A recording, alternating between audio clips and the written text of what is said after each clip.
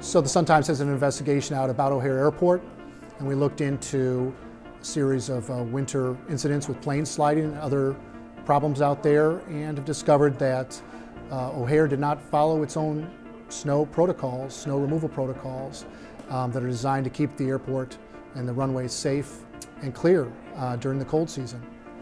Copy that. From what I could tell on the runway, just going up from Mike 1, it looks all covered down there. I don't even know where the teams are. Yeah, it's 58 off the end of the runway. So there were two series of incidents at O Hare in the 2015-2016 winter season. On one day, there were a series of incidents where planes were taking off and landing on a runway during inclement weather, and a bunch of parts were falling off planes. And another plane that was taking off on that runway on that same day, all in a close proximity of time, also had to abort takeoff because it struck some sort of debris. So in November of 2017, right before the current snow season, the City of Chicago, which owns and operates O Hare Airport, put out a press release sort of looking ahead to the winter travel season. In the press release, Mayor Emanuel's Aviation Commissioner, Ginger Evans, was quoted as sort of boasting about O Hare's safety record and efficiency.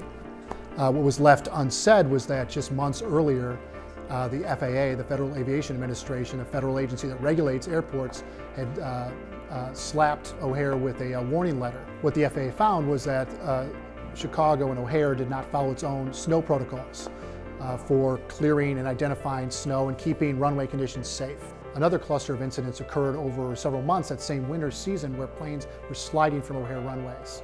We also found, the Sun-Times, in looking at other records and talking to people, that runway conditions were a likely factor in some or perhaps all of the sliding incidents with the planes. The warning letter from the FAA is considered a pretty unusual thing. It maybe is considered a little bit of a wrist slap. The FAA could have fined the city or put its operating certificate in jeopardy. It did not. I talked to one aviation expert that described it as sort of an embarrassment. It's embarrassing for the city. The city has not acknowledged some of the failings that may have been at play here, but they did say that a number of improvements have been made to their snow operations.